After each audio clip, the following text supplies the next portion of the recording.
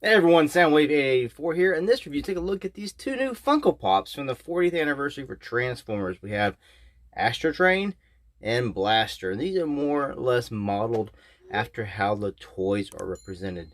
They look more like they did in the G1 toy, not the G1 cartoon. Now, I'm not a big Funko Pop collector. I think I've actually reviewed one other Funko Pop, and that was like 3 or 4 years ago. And that was a Skeletor, a Motu one, a Skeletor on a throne. I have some Funkos. I don't get big into them, but I like Transformers, so I will buy the Transformer Funkos. I do have a few other lines. I've gotten some as gifts, but again, I'm not a big Funko collector. Not much to really review on these guys, just pretty much to show them off. So first thing we're going to do is just look at the packaging, which is fine. A lot of people keep them in package to display them. I have most of mine Transformer ones still in package. I do have a few open. So this is Astrotrain. You see a picture here of what you see inside. Astrotrain. Got in some silver there. Retro Toys. Number 133. Side. Back, you see the other ones in the line. Optimus Prime, Megatron, Astrotrain, Blaster, and Laserbeak. Now Buzzsaw is here. And it actually looks almost like his Buzzsaw is the one that's actually pictured. Not Laserbeak, but Buzzsaw is the chase variant. Another shot here of Astrotrain. Now here with Optimus Prime and Megatron, they're very much based on the toy look. I have these already from the prior release. I don't remember if they're more after the toy or the cartoon. They're in a tub put up, so I can't compare them. I'm not digging them out right now. I do have a few here I'm going to show these off next to. From inside here, this says Astrotrain on the side. Bringing in Blaster, very much like the Astrotrain. He is number 134. See inside, see the picture. Blaster there. Blaster, same back. Turn aside, 40th anniversary, Blaster 134. So we're going to open these guys up and take a look at them. Blaster, right out of the package. Oh, no. There you go. He does stand up. I have a few Funkos, or at least one. I think it's a Teenage Mutant Ninja Turtle Metalhead. He does not stand up for anything. I have to just prop him on something.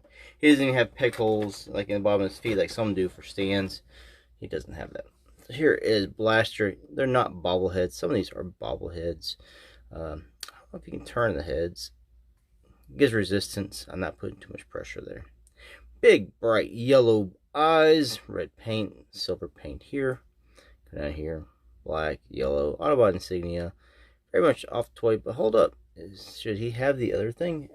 Do I have an error here? Yes, I do. He's supposed to have the blue on that arm. He don't have the blue here. Man, Funko. Y'all suck. I need to take it back to the store and get an exchange going on here. You even get like the fake here of the heat rub symbols on his crotch. So you can rub Blaster's crotch all you want, but he's never going to show you his true self. So yeah, I did notice in my picture, and I'll put it up real quick. I took while I was at the store that the Megatron in the Funko, the one in the front, does not, his mouth is not painted. It's just gray or silver, whereas the other ones have the white mouth painted. So Funko, I don't know who you got painting these, but they're doing a horrible job, or the tampos, or whatever they do here. It's not working. And that's something I should have noticed in the package, because I was looking in all the packages at these figures, and a lot of them had paint mishaps. Like one had red paint smear across his face. Some of the eyes weren't done. It's just like scratches all over this. So I got the one that had the best looking head. And that's what I was concentrating on. I didn't even pay attention to that. So yeah, QC. It's not as bad with like Hasbro or Mattel. Funko, get on the ball. Backside here. Look at it. You see where like all the like screw holes would have been on the G1 toy. I did sort of remake these onto the molding. There's no articulation with Funko. They're just meant to sit there and sort of... He fell over. He's got a big head. I look pretty. Come on. You stood up a minute ago.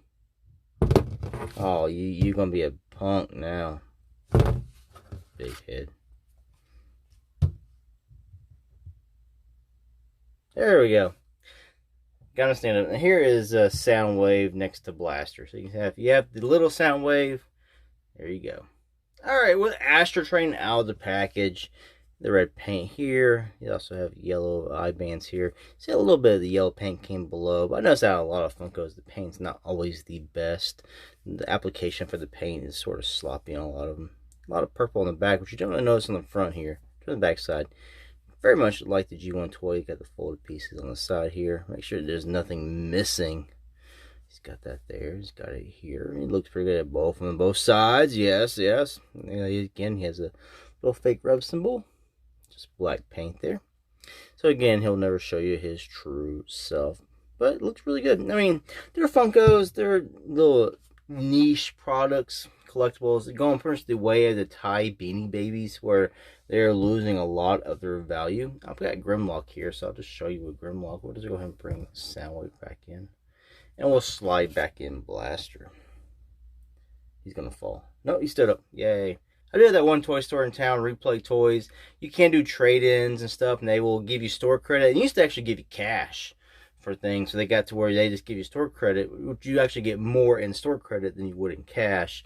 They have on their sign that they don't take in Funkos. They have to get approved on the Funkos from certain people because they get stuck with. They don't want to be stuck with them because a lot of Funkos they send are losing their value. They can't get them to move off the shelf. Now, where I got these guys from is a local comic book store called The Deep, and they had these on a little wall, not with the actual Funkos. They're on a separate spot. You can see in that picture. A little column they put toys on all four sides. Where I saw these, again, they had no Laserbeak, no Buzzsaw. Just had Prime, Megs, Astrotrain, and Blaster. I already have a Prime and a Megs. With Funko, I don't really feel the need to double dip unless it's like Soundwave. So I just picked up Astrotrain and Blaster. Like I said, I looked at their heads more than their bodies. I did look at paint, especially on Astrotrain on his body and on his cassette door. Knocked him over. But I didn't pay attention to his arm. That's really going to bug me. But all the other Blasters there had like messed up faces, like the paint was just smeared. Overall, it's Funko. I mean, I might not even notice that over time, and I noticed it because it's there. They're just going to sit on the shelf. I'll probably put these two back in the boxes for right now and put it in the tub with my others because I've got to rework my displays. But I got them for $11.99 a piece at this place. I think Amazon, which I do have, I'll leave links to where you can still pre-order them from Amazon down below.